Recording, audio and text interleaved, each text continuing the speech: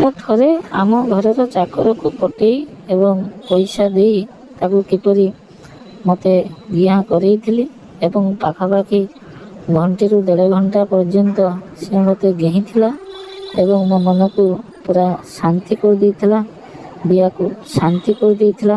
ସେହି ବିଷୟରେ ମୁଁ ଆଜି ଭିଡ଼ିଓରେ ଆପଣମାନଙ୍କୁ କହୁଛି। ଆପଣମାନେ ଭିଡ଼ିଓକୁ ଶେଷ ପର୍ଯ୍ୟନ୍ତ ଦେଖନ୍ତୁ।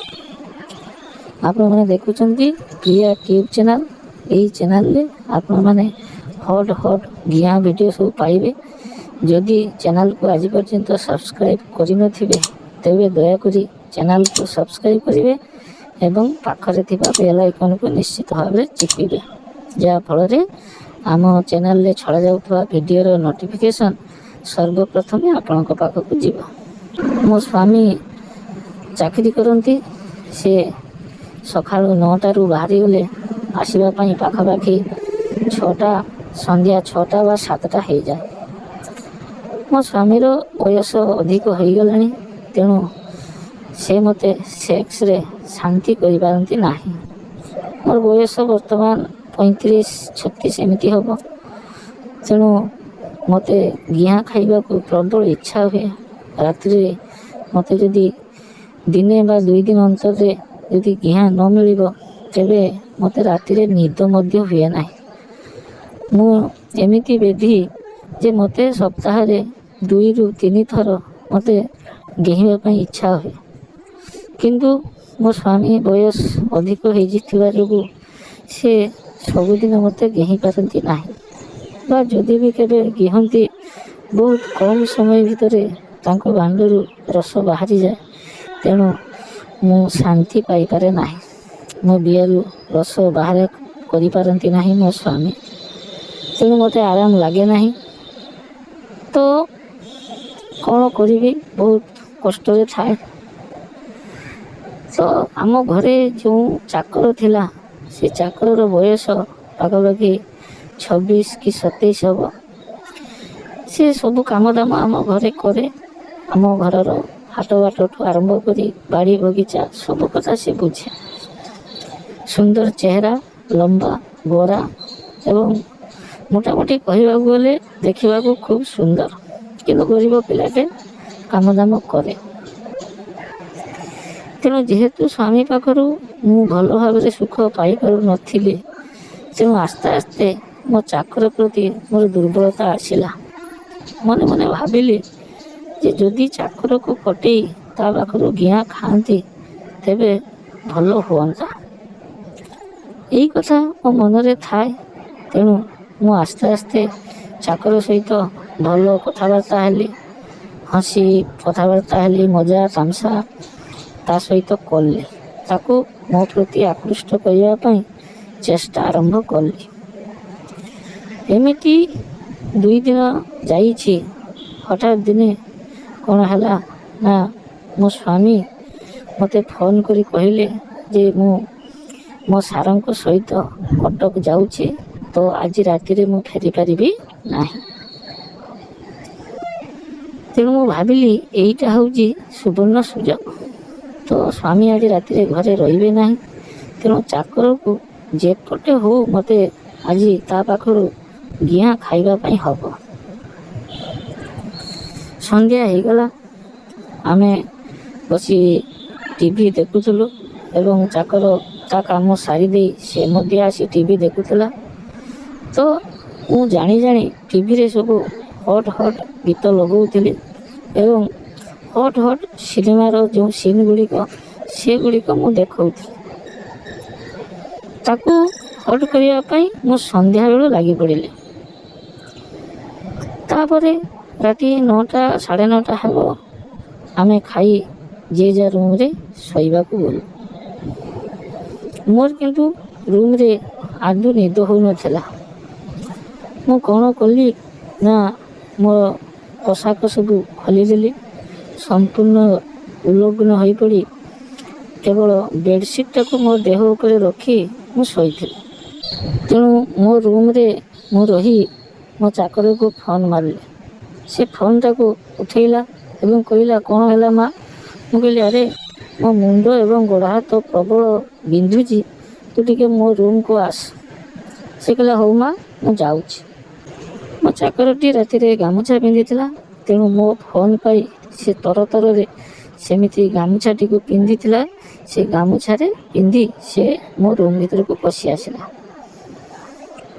ମୁଁ ତାକୁ ପ୍ରଥମେ କହିଲି, ଆରେ ମୋ ମୁଣ୍ଡଟା ପ୍ରବଳ ବିନ୍ଧୁଛି, ତୁ ମୋ ମୁଣ୍ଡଟିକୁ ଟିକେ ଚିପିଦେ। ସେ କିଛି ସମୟ ମୋ ମୁଣ୍ଡଟାକୁ ଚିପିଲା, ତାପରେ କହିଲା, ମା, ଆପଣଙ୍କ ପାଦଟି ଦେଖନ୍ତୁ, ମୁଁ ଆପଣଙ୍କ ପାଦକୁ ଚିପି ଦେଉଛି। ମୁଁ ତ ସେଇ ମୌକାରେ ଥିଲି, ତେଣୁ ତାକୁ କହିଲି, ହଉ ତୁ ମୋ ପାଦଟିକୁ ଭଲ ଭାବରେ ଚିପିଦେ। ସେ ମୋ ପାଦକୁ ଚିପିବା ଆରମ୍ଭ କଲା ଏବଂ ମୁଁ ତାକୁ କହିଲି ଯେ ମୋର ଆଣ୍ଠୁଟି ମଧ୍ୟ ବହୁତ ବଥା ହେଉଛି, ତୁ ଟିକେ ଆଣ୍ଠୁଟିକୁ ଭଲକି ଘଷିଦେ। ତେଣୁ ସେ ମଧ୍ୟ ମୋ ଆଣ୍ଠୁକୁ ଘଷିଲା। ଏମିତି କିଛି ସମୟ ଘଷି ସାରିଲା ପରେ ମୁଁ ସେତେବେଳକୁ ପୁରା ହିଟ୍ ହେଇସାରିଥିଲି। ମୋ ଏହା ଖାଇବା ପାଇଁ ଏତେ ଇଚ୍ଛା ହେଇଯାଇଥିଲା ଯେ ମୁଁ ଆଉ କାଳ ବିଳମ୍ବ ନ କରି ସିଧା ଉଠି ପଡ଼ିଲି। ମୁଁ ଯେମିତି ଉଠି ପଡ଼ିଛି, ମୋ ଦେହରେ ଥିବା ବେଡ଼ସିଟ୍ଟି ତଳକୁ ପଡ଼ିଗଲା, ତେଣୁ ମୋ ଦୁଧ ଗୁଡ଼ିକ ସମ୍ପୂର୍ଣ୍ଣ ଭାବରେ ଦିଶିଗଲା। ମୋ ଦୁଧକୁ ଦେଖିସାରି ମୋ ଚାକରଟି ସେମିତି ଅନେଇ ରହିଛି ଦୁଧକୁ, କାରଣ ମୋ ଦୁଧ ଏତେ ବଡ଼, ତାକୁ ଯିଏ ଥରେ ଦେଖିବ ତାର ମନ ହେବ ଥରେ ମୁହଁ ମାରିବା ପାଇଁ। ତେଣୁ ମୁଁ ତାକୁ କହିଲି, ଆରେ କ'ଣ ଦେଖୁଛୁ? ସେ ଆଉ ଲାଜେଇଗଲା, କିଛି କହିଲା ନାହିଁ। ସେ କହିଲା, ମାଲିକାଣୀ, ତୁମେ କିଛି ପିନ୍ଧିନ? ମୁଁ କହିଲି, ଆରେ କ'ଣ ପିନ୍ଧିବି, ବହୁତ ଗରମ ହେଉଥିଲା। ହଉ ତୁ ଗୋଟେ କାମ କର। ସେ କହିଲା, ମୋତେ କ'ଣ କରିବାକୁ ହେବ କୁହନ୍ତୁ। ମୁଁ କହିଲି, ତୁ ଗୋଟେ କାମ କର, ମୋର ଆଜି ପ୍ରବଳ ଘିଆଁ ଖାଇବାକୁ ଇଚ୍ଛା ହେଉଛି, ତେଣୁ ତୁ ମୋତେ ଟିକେ ଘେହିଁ ମୋ ବିଆକୁ ଆଜି ଟିକେ ଶାନ୍ତି କରିଦେ। ସେ ପ୍ରଥମେ ମନା କଲା ଏବଂ ଡରିଲା। ସେ କହିଲା, ମାଲିକାଣୀ, କାଳେ କଥା ଯଦି ବାବୁ ଜାଣିବେ ତେବେ ମୋ ଚାକିରି ଚାଲିଯିବ। ମୁଁ କହିଲି, ଆରେ ନା, କିଛି ହେବ ନାହିଁ, ତୁ ମୋତେ ଆଜି ରାତିରେ ଶାନ୍ତି କରିଦେ, ମୁଁ ତୋତେ ଏକ୍ସଟ୍ରା ବକ୍ସିସ୍ ଆଜି ପାଇଁ 200 ଟଙ୍କା ଦେବି। ଗରିବ ପିଲା 200 ଟଙ୍କା କଥା ଶୁଣି ସାରିଲା ପରେ ତା ମନ ଖୁସି ହେଇଗଲା ଏବଂ ସେ କହିଲା, ମୋତେ କାହିଁକି କେଜାଣି ମାଲିକାଣୀ ବହୁତ ଭୟ ଲାଗୁଛି। ମୁଁ କହିଲି, ଆରେ ତୋର କିଛି ଭୟ କରିବା ଦରକାର ନାହିଁ, ମୁଁ ତ ତୋତେ କହୁଛି ତୁ ମୋତେ ଘେହିବୁ, ତୋର ଏଥିରେ ଅସୁବିଧା କ'ଣ? ଏଇ କଥା କହି ମୁଁ କ'ଣ କଲି, ତା ଗାମୁଛାଟିକୁ ଟାଣିଦେଲେ। ସେ ମଧ୍ୟ ସମ୍ପୂର୍ଣ୍ଣ ଭାବେ ଉଲଗ୍ନ ହୋଇପଡ଼ିଲା।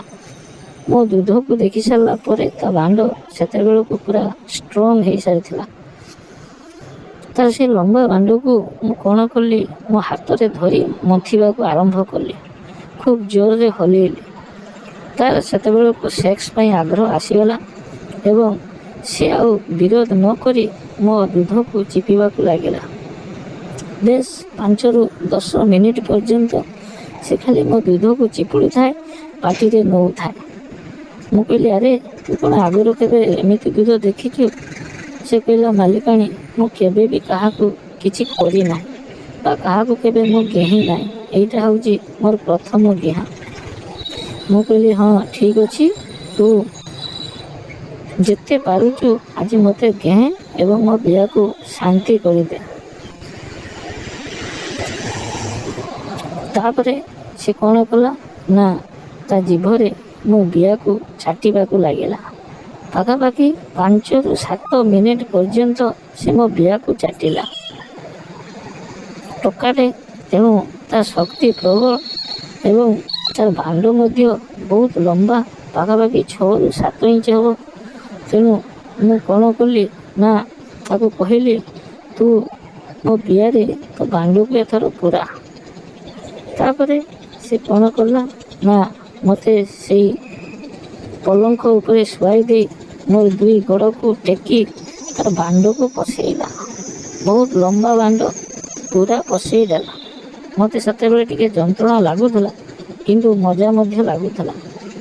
ମୁଁ କହିଲି, ଆରେ ସମୟ ନଷ୍ଟ ନ କରି ଯେତେ ପାରୁଛୁ ଘେହିଁ ଯା, ଆଜି ତୋତେ ମୌକା ମିଳିଛି, ତୁ ଯେତେ ପାରୁଛୁ ମୋତେ ଘେଁ ଏବଂ ମୋ ବିଆକୁ ଶାନ୍ତି କରିଦେ।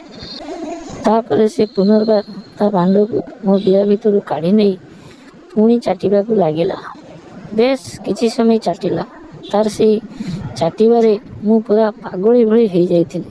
ମୁଁ ତାକୁ କହିଲି, ବହୁତ ଚାଟିଲୁ, ଏବେ ଦେଖା ତୋର ବାଣ୍ଡକୁ ମୁଁ ଟିକେ ଚାଟିବି। ଏବଂ ସେ କ'ଣ କଲା ନା ତା ବାଣ୍ଡକୁ ଆଣି ମୋ ମୁହଁ ପାଖରେ ରଖିଦେଲା। ମୁଁ ନିର୍ଦ୍ଧୁମ ଭାବରେ ଚୁଚୁମିଲି, ବହୁତ ଜୋରରେ ଚୁଚୁମିଲି ଏବଂ ପାଖାପାଖି 5ରୁ 7 ମିନିଟ୍ ପର୍ଯ୍ୟନ୍ତ ମୁଁ ତା'ର ବାଣ୍ଡକୁ ଖାଲି ଚାଟି ଚାଲିଲି। ମଝିରେ ମଝିରେ ଫଣ୍ଟେ କିମ୍ବା 2 ଫଣ୍ଟା ରସ ତା ବାଣ୍ଡରୁ ବାହାରୁଥିଲା, କିନ୍ତୁ ସେଗୁଡ଼ିକୁ ମୁଁ ପୁରା ପିଇ ଦେଉଥିଲି ଏବଂ ଚାଟି ଚାଲିଥିଲି। ବେଶ କିଛି ସମୟ ଚାଟି ସାରିଲା ପରେ ତାପରେ ସେ କହିଲା, ମାଲିକଣୀ, ଆପଣ ଟିକେ ଆଣ୍ଠେଇ ଯାଆନ୍ତୁ, ମୁଁ ଆପଣଙ୍କ ଗାଣ୍ଡି ପଟରୁ ମୋ ବାଣ୍ଡକୁ ଆପଣଙ୍କ ପିଆରେ ପଶେଇବି। ମୁଁ ମଧ୍ୟ ସେୟା କଲି। ଖଟ ଉପରେ ମୁଁ ପୁରା ଆଣ୍ଠେଇ ପଡ଼ିଲି। ସେ କ'ଣ କଲା ନା ମୋ ଗାଣ୍ଡି ପଟରୁ ମୋ ବିଆରେ ତା ବାଣ୍ଡକୁ ପଶେଇଲା। ନିର୍ଦ୍ଧୁମ ଭାବରେ 15ରୁ 20 ମିନିଟ୍ ପର୍ଯ୍ୟନ୍ତ ଘେଇଲା ଏବଂ ସେହି ଘେଉଥିବା ଅବସ୍ଥାରେ ମୋ ବିଆରୁ ସବୁ ରସ ବାହାରିଗଲା।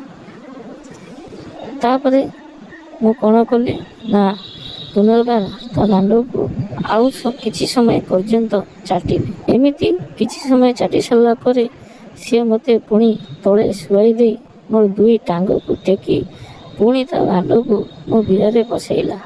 ବେଶ କିଛି ସମୟ ସେ ଘେଇଲା ଏବଂ ତାପରେ ତା ବାଣ୍ଡରୁ ସବୁ ରସ ବାହାରିଗଲା। ସେଦିନ ରାତିରେ ଆମେ 2 ଥର ଏମିତି ଘିଆଁ ଘିଁ ହେଇଥିଲୁ ଏବଂ ସକାଳ ପର୍ଯ୍ୟନ୍ତ ଚାକର ଏବଂ ମାଲିକାଣୀ କୁଣ୍ଡା କୁଣ୍ଡି ହେଇ ଶୋଇଲୁ। ସେଦିନର ରାତି ବେଶ ଆରାମଦାୟକ ଥିଲା ଏବଂ ମୋ ବିଆକୁ ମଧ୍ୟ ମୋ ଚାକର ପୁରା ଶାନ୍ତି କରିଦେଇଥିଲା। ଏହିଭଳି ଆମେ ସ୍ୱାମୀ ନଥିବା ସମୟରେ ବହୁତ ଥର ଦିନରେ ମଧ୍ୟ ଘିଆଁ ଘିଁ ହେଇଛୁ। ତ ସେସବୁର କଥା ମୁଁ ଆପଣମାନଙ୍କୁ ଏହି ଚ୍ୟାନେଲ୍ ମାଧ୍ୟମରେ ପରବର୍ତ୍ତୀ ଭିଡ଼ିଓରେ ଜଣାଇବି। ଆପଣମାନେ ଚ୍ୟାନେଲରେ ଯୋଡ଼ି ହୋଇ ରୁହନ୍ତୁ। ଯଦି ଚ୍ୟାନେଲକୁ ସବସ୍କ୍ରାଇବ୍ କରିନଥିବେ ତେବେ ଚ୍ୟାନେଲକୁ ସବସ୍କ୍ରାଇବ୍ କରନ୍ତୁ। ରହୁଛି, ପୁନର୍ବାର ଦେଖା ହେବ ଅନ୍ୟ ଏକ ଭିଡ଼ିଓରେ। ନମସ୍କାର।